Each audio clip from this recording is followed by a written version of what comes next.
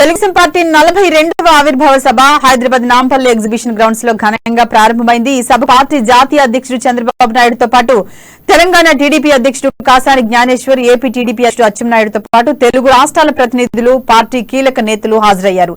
ఈ సందర్భంగా cake cut చేసి శుభాకాంక్షలు తెలిపారు.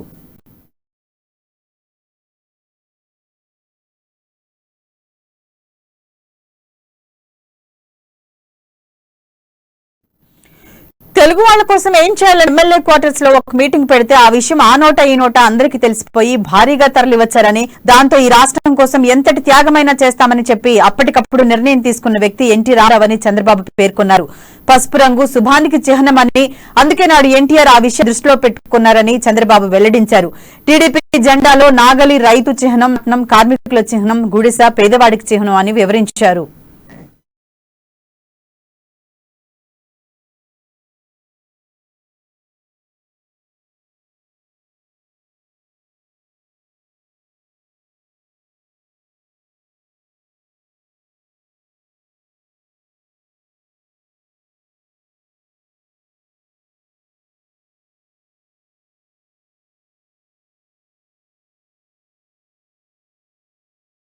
గౌరవాన్ని తెచ్చిన వ్యక్తి, అందుకే మనందరం కూడా గుర్తుపెట్టుకోవాలి. ఎన్టీఆర్ అంటే తెలుగు జాతి చిహ్నం, తెలుగు జాతి ఆత్మ గౌరవానికి ప్రతీక.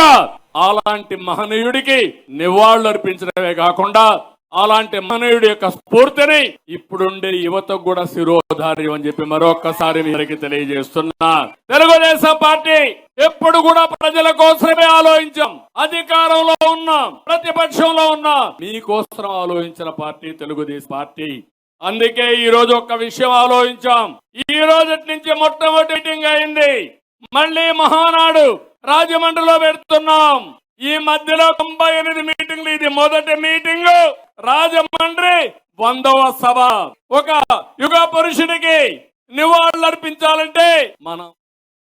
టీడీపీ ఆవిర్భావ సభలో హిందూపురం ఎమ్మెల్యే నందమూరి బాలకృష్ణ ప్రసంగించారు. తన తండ్రి టీడీపీ వ్యవస్థాపకుడు ఎన్టీఆర్ ను వేణోళ్లా కీర్తించారు. ఇప్పటికీ పాత తరం వాళ్ల చిత్రాలు బతుకున్నాయంటే అది ఎన్టీఆర్ నటించిన చిత్రాల వల్లేనా అన్నారు.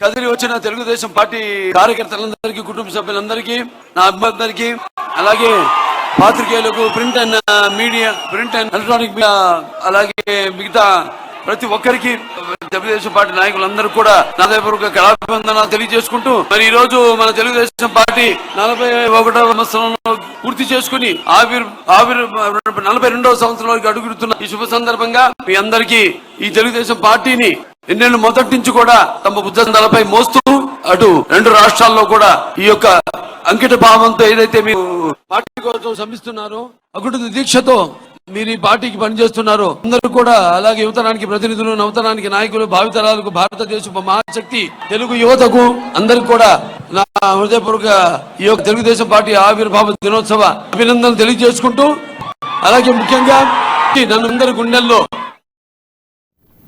ఈ సందర్భంగా తెలుగువారు ఎక్కడ ఉన్నా అక్కడ టీడీపీ జెండా ఉండాల్సిందేనని టీడీపీ నేతలు అన్నారు. టీడీపీ తెలుగు రాష్ట్రాల్లో అధికారంలోకి రావడం చారిత్రక అవసరమని చెప్పారు. తెలంగాణలో టీడీపీ ఎక్కడ అన్న వారికి ఈ ఆవిర్భావ సభ చెంపపెట్టు లాంటిదని టీడీ జాతీయ అధికార ప్రతినిధి తిరునగరి జోస్న అన్నారు. ఏపీలో తెలుగుదేశం ఎక్కడ అన్నవారికి ఇటీవల జబర్దస్త్ ఆన్సర్ ఇచ్చారని అన్నారు. తెలంగాణలోనూ తెలుగుదేశం వస్తుంది, కాచుకోండి అని సవాల్ విసిరారు. అబ్ కీ బార్ తెలంగాణకి భారీ అంటూ కొత్త నినాదం ఇచ్చారు. ఇదే రకంగా ప్రజలకి మనం సేవ చెయ్యాలి అంటే ఈ జెండా ఉండాలి. ఈ జెండా కింద మనం అందరం ఉండాలి. తెలుగు వాడి కోసం పెట్టినటువంటి పార్టీగా తెలుగుదేశం పార్టీ ఉండాలి. అది ఆంధ్రప్రదేశ్ అయినా, తెలంగాణ అయినా, అండమాన్ అయినా, అమెరికా అయినా, ఆస్ట్రేలియా అయినా, ఇంకెక్కడైనా సరే తెలుగోడు ఎక్కడుంటాడో అక్కడ తెలుగుదేశం జెండా ఖచ్చితంగా ఉంటుంది. అందుకే మనందరం ఒకటే మాట గుర్తు పెట్టుకోవాలి. ప్రాంతాలు వేరైనా, మతాలు వేరైనా,